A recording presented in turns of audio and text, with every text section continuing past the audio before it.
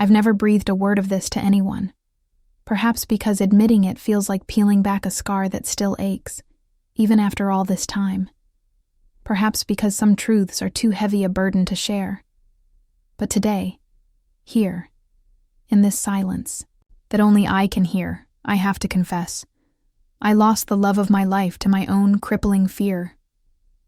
Have you ever felt the world just stop? Not in a cinematic, breathless way, but in a way that makes you wonder if your heart is still beating, if your lungs still draw air, if you even exist anymore. That's precisely what happened when I saw him by the old willow tree near the river, 3 years after everything between us had shattered. I'd just come back from the coast, 2 years living by the sea, trying to find myself, trying to wash him from my memory. I carried a duffel bag full of clothes that felt like they belonged to someone else, and a soul that stubbornly remained, hollow. It was late afternoon, that soft, bruised light that settles over the water and makes everything feel more poignant than real. I was tired, that bone-deep weariness, you know? The kind you get when you've run 1,000 miles, but are still standing in the same place, fleeing yourself. And then I saw him. He was leaning against the willow, looking out at the water, his back to me, but I'd know the line of those shoulders anywhere on earth. The way he'd absently trace patterns on his arm, a nervous habit. My pulse hammered a rhythm I thought I'd forgotten. 3 years. 3 whole years. And yet, seeing him there was like prodding a barely healed burn. He turned. Our eyes met. And the world stopped. I don't know how long we stood there, staring at each other across a distance that seemed to hold the weight of all we'd lived and all we'd wrecked. Joggers and dog walkers flowed past us. But it was as if we were 2 solitary stones in the middle of a rushing current. He offered a small, hesitant smile, as if unsure he still had the right. And I felt myself splintering and reforming, all at once. He'd been waiting, he said. He'd heard I was back in town. He said the new project could wait, that there were more important things to address. At the time, I let myself believe he meant us. Today, I understand it was about him, the guilt he carried, the words he'd left unsaid. But in that moment, sitting on a park bench as the sky turned violet, watching him look at me as if I were some apparition he didn't deserve, I wanted to believe life was offering a second chance. The conversation started carefully, like 2 wounded animals reacquainting themselves. We talked about work, his new design firm, my tentative freelance projects, safe topics that wouldn't draw blood. But his eyes told a different story. They spoke of sleepless nights, of songs he couldn't listen to anymore, of searching for my face in every crowd. When he suggested dinner, I should have said no. I should have walked back to my borrowed apartment, guarded the fragile peace I'd spent 2 years cultivating through therapy and solitary reflection. But there's something about a first, deep love that makes you forget the devastation it can cause. There's something about him that always overruled my better judgment. The restaurant was a small, candlelit bistro, the kind with mismatched chairs and art by local painters. He ordered a Cabernet, the same deep red we used to drink when we were incandescently happy, when the world felt like it could fit in the palm of our joined hands. The first sip brought back memories I'd buried. So deep unearthing them was an agony. I remembered our first awkward coffee date, the first snow-dusted kiss, the first time he'd whispered, "I love you," while we were painting the walls of our tiny, rented attic room that felt like a kingdom when we were together. He began to talk about how he'd changed, about how the collapse of his first business, the one that had indirectly led to our breakup, to his retreat into himself, had forced him to confront his demons. He'd sought help, he said, rebuilt his career from nothing. He spoke of the new company he'd founded, of its quiet success, of how he'd learned to be a better man. And I wanted to believe him. God, how I wanted to believe. Because the truth is, I never stopped loving him. Not in the 2 years I spent by the ocean, Not with the handful of men I'd dated trying to fill the void he'd left. Not during the nights I'd cried myself to sleep wondering why I couldn't just move on. He was a song stuck on repeat in the quietest chambers of my heart, a melody that played softly even when I was trying to listen to something else. When he drove me home that night, we sat in his car for hours, talking. About the dreams we'd let go, about the people pain had shaped us into, about how we still seemed to fit perfectly into each other's silences. He didn't try to kiss me. He didn't push. He just held my hand and said he wanted to prove he deserved another chance. I should have said no. I should have remembered all the fractured promises, all the nights I'd waited up for him, all the times he'd chosen the bottle or the silence over facing our storms. But when you love someone, that profoundly, your heart has a cruel way of curating memories, highlighting the golden moments and blurring the scars. So I said yes. Yes to trying again. Yes to one more chance. Yes to believing that people can change, that love can be stronger than fear, that this time would be different. And for a while it was. He truly seemed different. More present. More tender. More attuned to the small gestures that make life feel cherished. He'd bring me tea in the mornings, leave silly notes on the fridge, remember the obscure anniversaries of things only we understood. It was as if he'd finally learned the language of love and was speaking it fluently for the first time. We fell back into some of our old rhythms. Sunday morning papers in bed, walks by the river, quiet dinners at home with old jazz records playing softly. He introduced me to his new circle of friends, included me in his future, made me feel like a vital part of the life he'd painstakingly rebuilt. It was like we were piecing together a beautiful, intricate mosaic, and the tiles were finally clicking into place. We made plans. We talked about finding a place together, about a trip to the mountains, about building something solid, this time. He said he'd learned that loving wasn't just a feeling. It was an action, a commitment, a willingness to stand firm instead of running. And I believed him, because I needed to, because the alternative was too bleak to consider. For 3 months, it was like living in a sunlit dream I hadn't dared to hope for, until my father had a stroke. It came out of nowhere. 1 minute he was laughing on the phone with me, the next he was in intensive care. For me, an only child who'd always been fiercely close to my stoic, gentle father, the world tilted on its axis. My life became the hospital. I slept in a cramped, uncomfortable chair by his bedside, survived on vending machine coffee and stale sandwiches, listened to doctors speak in hushed, serious tones. My father was scared, and I was terrified. It felt like every foundation I'd ever known was crumbling. Alex came the first day. He brought flowers, spoke softly to my dad, held my hand as I wept in the corridor. He said he was there, whatever I needed, that he wouldn't let me go through this alone. And I clung to that promise. But as the days bled into a week, his visits grew shorter, more infrequent. The excuses started. A crucial investor meeting he couldn't possibly reschedule. A deadline that was non-negotiable. A prior commitment he'd forgotten. I tried to understand. He had a business to run, responsibilities. Then Dad took a turn for the worse.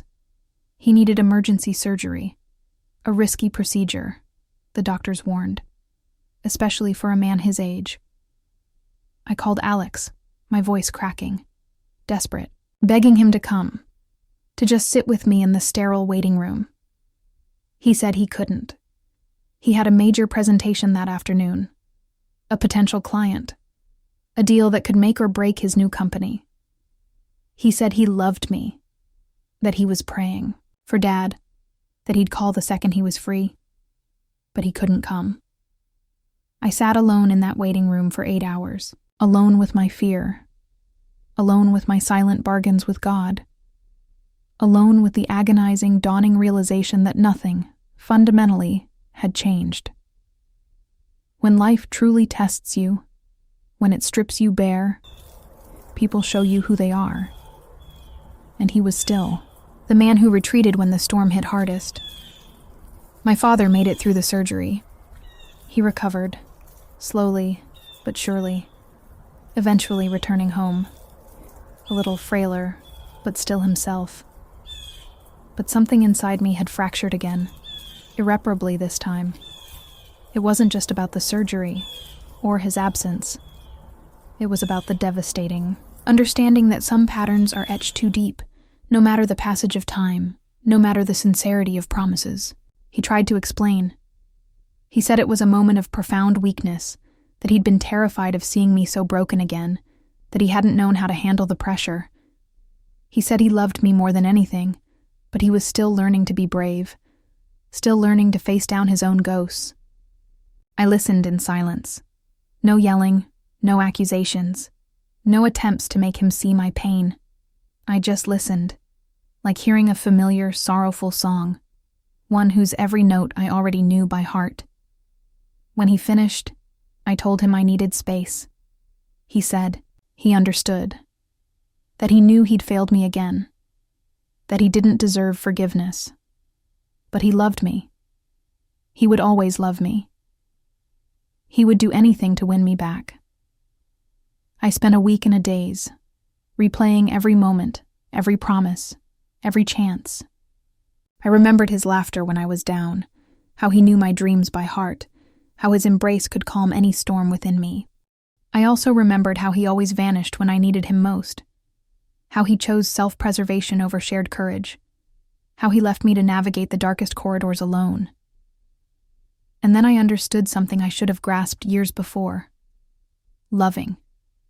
Someone isn't enough if they cannot love you in the way you need to be loved.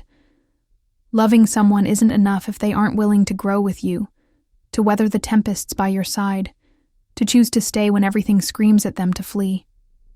I didn't call. I didn't text. I just packed my essentials and found a small studio across town. I left a letter on the kitchen counter beside my keys. In it, I wasn't cruel. I didn't list his failings or rehash old wounds. I simply said that sometimes two souls are meant to cross paths, but not to walk the same road. That perhaps in another life, another time, we might have worked. But in this life, in this moment, I needed to learn to love myself more than I loved him. He tried to find me a few times. Calls, flowers sent to my work, appearing at cafes he knew I liked. But I didn't yield. Not because I'd stopped loving him, but precisely because I still loved him too much. Because I knew, with a certainty that chilled me, that going back would mean condemning us both to repeat the same painful cycle, ad infinitum. He would retreat, I would break, we would reconcile, and the waltz would begin anew.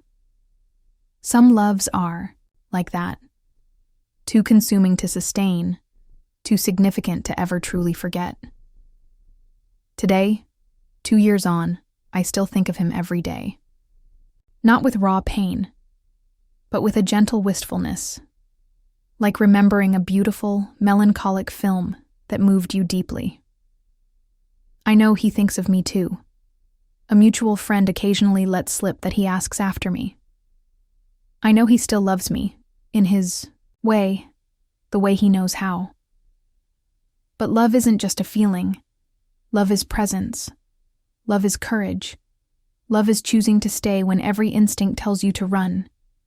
Love is facing the fear together, holding your partner's hand even when they are raw and afraid, being strong when they cannot. He loved me, but he couldn't love me in the way I needed. And I loved him. But I couldn't keep loving someone who made me feel profoundly alone, even when we were together. Sometimes, in the quiet hours before dawn, I let myself wonder what might have been if he'd walked into that waiting room.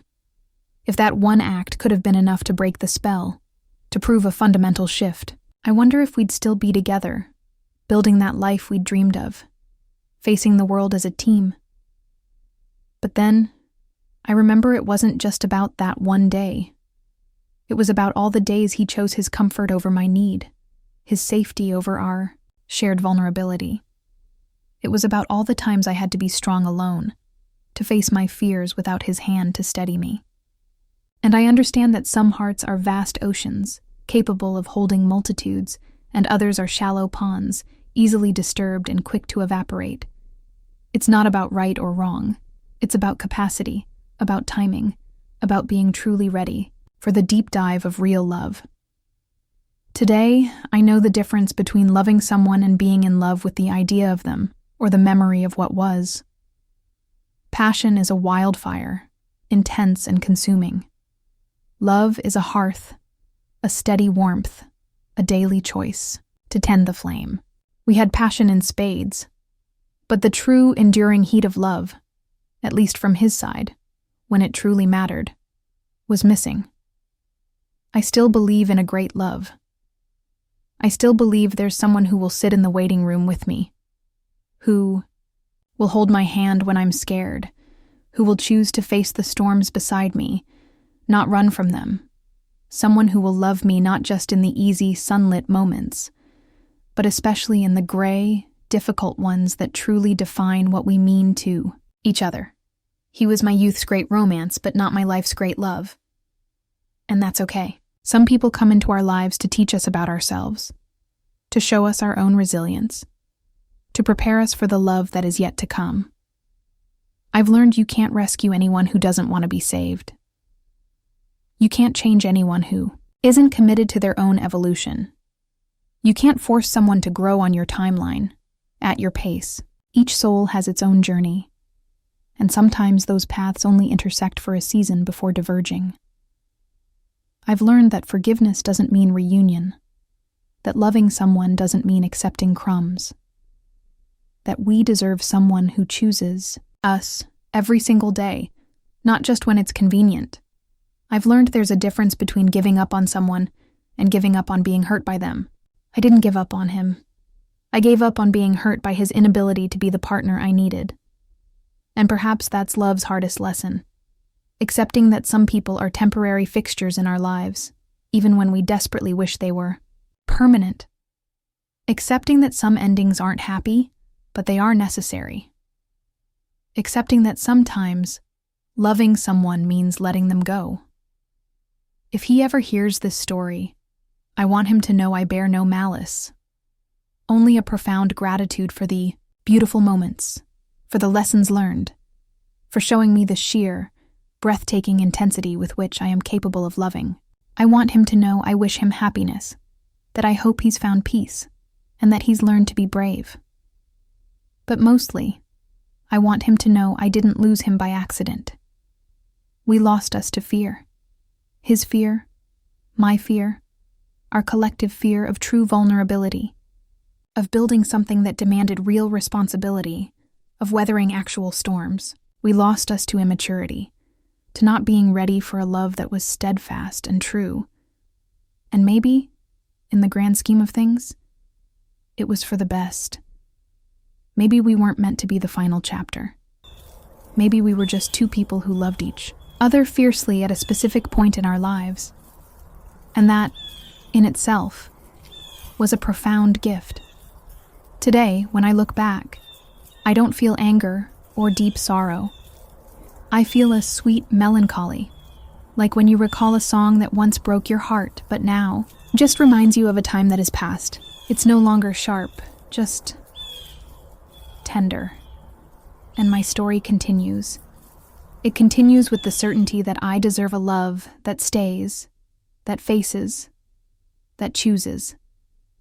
It continues with the hope that somewhere there is someone who understands that loving is also about showing up in the hard times, about being courageous when everything feels uncertain. Until then, I continue to learn to love myself first.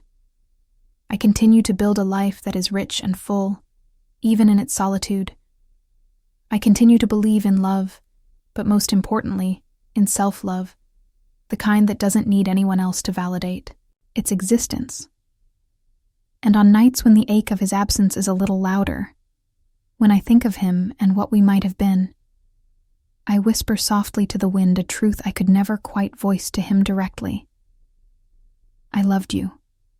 I loved you with everything I had, everything I was, with all the fierce tenderness in my heart. And if that wasn't enough, if I wasn't enough, then that's okay. Because true love isn't about being enough for someone. It's about finding someone for whom you are already more than enough. Someone who loves you not despite your flaws, but because they are part of the beautiful, complex tapestry of who you are. Someone who stays. And I still believe that someone exists. But while I wait, I've discovered things about myself I never knew. I've found I can be contentedly alone, that I can build a fulfilling life without needing someone else to complete it. I've learned that the quiet hum of solitude can be more comforting than the jarring noise of a relationship that doesn't work. I've learned to cook for one without a trace of self-pity. I've learned to go to the cinema alone and lose myself in the story, unbothered by sideways glances. I've learned to travel with only my own thoughts for company and find myself to be an excellent companion. But primarily, I've learned the vast difference between being alone and being lonely. Being alone is a choice, a state of being, a form of existence that can be incredibly empowering. Being lonely is a wound, an emptiness, an ache that makes you settle for anything to numb the void. Today I am alone, but I am not lonely. And perhaps that is the greatest achievement of my life thus far. There are still days it hurts, mornings when I wake, and for a fleeting second forget he's not there, that he won't be bringing me tea, that there won't be silly notes on the fridge. There are songs that still make my eyes well up, places that still echo with our shared laughter. There are nights the bed feels too big, the apartment too quiet, the future too uncertain. But there are also days I am filled with gratitude. Gratitude for having loved so deeply, even if it ended in pain. Gratitude for having learned so much about myself through that heartache. Gratitude for discovering my own strength, my capacity to rebuild, my ability to rise after every fall. Because the truth is, he wasn't just the man who let me down. He was also the man who, inadvertently, taught me that I deserved more. Not intentionally, not consciously, but through his absences, his retreats, his fears. He showed me, even if he didn't mean to, that I deserved someone who would stay, someone who would face the music, someone who would choose me, consistently and wholly. And perhaps that was the greatest gift he could have given me. The lesson that I am worthy of a love that doesn't need second chances, because it gets it right the first time. A love that doesn't need endless promises, because its very presence is a promise fulfilled. I sometimes wonder if he learned the same lessons, if he too discovered parts of himself through our parting, if he too has grown, evolved, become a better man. I hope so. I hope he found the courage that eluded him. When we were together, I hope he's learned to stay, to face, to love authentically. Not for me. That ship has long since sailed, and perhaps it was never meant for my harbor. But for himself, for the man he has the potential to be, for the happiness he deserves to find. Because despite everything, despite all the hurt, I still believe that deep down, he is a good person who simply didn't know how to be brave. And maybe that's what mature love teaches us, to separate the person from their actions, to understand that someone can hurt you without being inherently bad, can disappoint you without malicious intent. Sometimes people simply aren't ready for what you have to offer. Sometimes the timing is off. Sometimes life brings two right people together at the wrong time, or two wrong people at what feels like the right time. What matters is not letting one bad chapter close the book on all future stories. What matters is not letting one person who couldn't love you properly convince you that you are unlovable. What matters is to keep believing, keep trying, keep opening yourself to the possibilities life holds. Because the world is full of people who know how to love right. It's full of people who are courageous, present, who choose to stay when things get tough. It's full of people who understand that love is a verb, an action, a daily choice. And I deserve to find one of those people. Until that happens, I will continue to build a life that is good for me. I will continue to cultivate true friendships, pursue dreams that make my spirit soar, and cherish my father, who is doing well and makes me proud every single day. I will continue to discover myself, reinvent myself, fall in love with my own unfolding journey, because I've learned that we cannot place our happiness in someone else's hands. We cannot make another person the epicenter of our universe.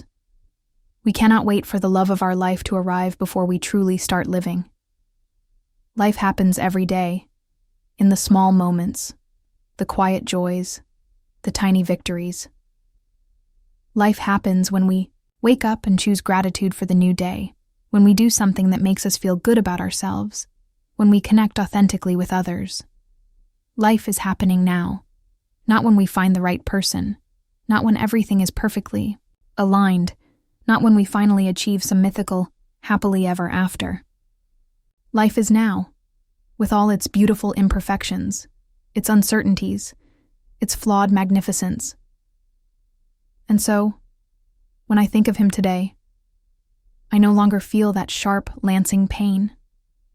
I don't feel anger or resentment or the wish for things to have been different. I feel a gentle, nostalgic sadness, like watching an old movie that reminds you of an era that has passed.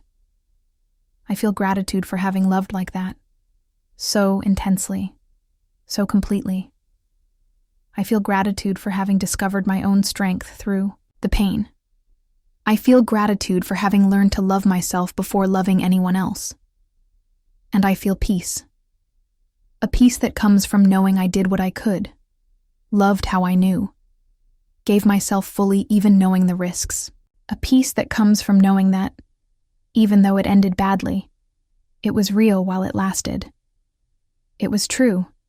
It was intense. It was transformative. Some loves are like lighthouses. They guide you through a storm, show you the rocks, but you're not meant to live in them. You're meant to find your own safe harbor, stronger and wiser for the journey. And what lies ahead, I know, will be beautiful. It will be different. It will be better. It will be at the right time, with the right person. It will be a love that doesn't need second chances, because it never falters on the first. It will be a love that stays. Until then, I learn, I grow, I prepare. Until then, I live each day as an opportunity to become the person I want to be, to build the life I want to live, to fall in love with my own existence.